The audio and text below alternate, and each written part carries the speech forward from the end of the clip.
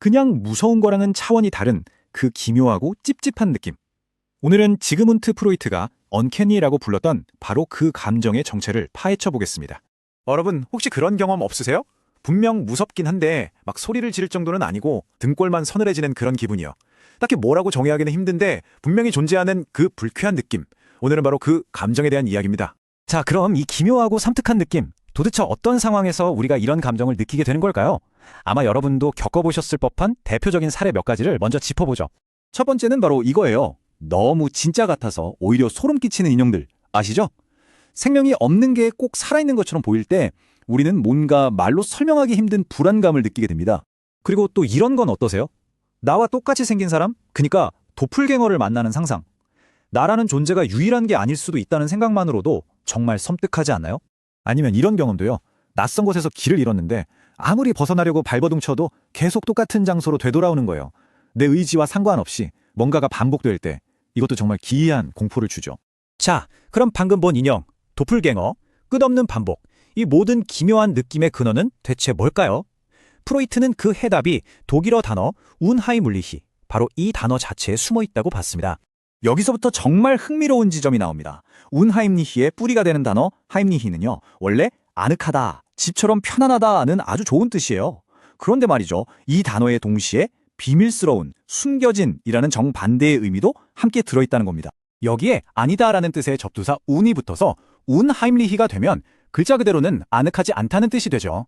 근데 이상하게도 이 단어는 하임리히의 숨겨진 두 번째 의미, 즉 비밀이라는 뜻과 연결되어 결국 아늑해야 할 것이 드러나서 아늑하지 않게 된 상태를 의미하게 되는 거죠.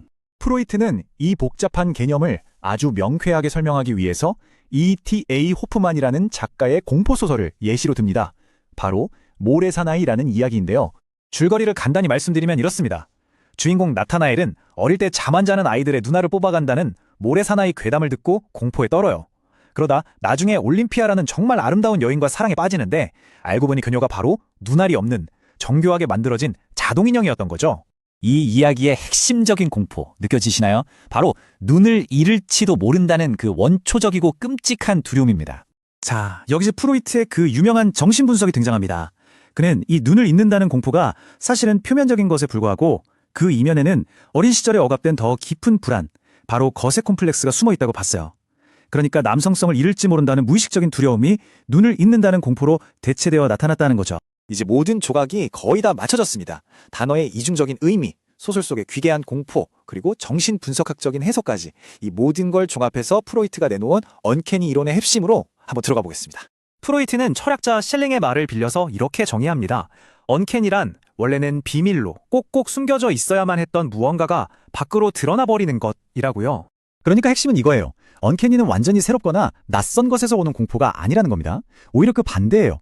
너무나도 익숙했던 무언가가 내 마음속 깊은 곳에 억압되어 있다가 어느 날 갑자기 낯선 모습으로 짠 하고 되돌아왔을 때 느끼는 소름, 그게 바로 언캐니의 본질인 거죠. 자, 그럼 이 이론으로 우리가 처음에 얘기했던 그 섬뜩한 경험들, 그러니까 살아있는 듯한 인형이나 도플갱어 같은 것들을 어떻게 설명할 수 있을까요? 그 마지막 연결고리를 한번 찾아보겠습니다. 프로이트에 따르면 억압됐던 것들이 우리 앞에 다시 나타나는 데에는 크게 세 가지 길이 있습니다.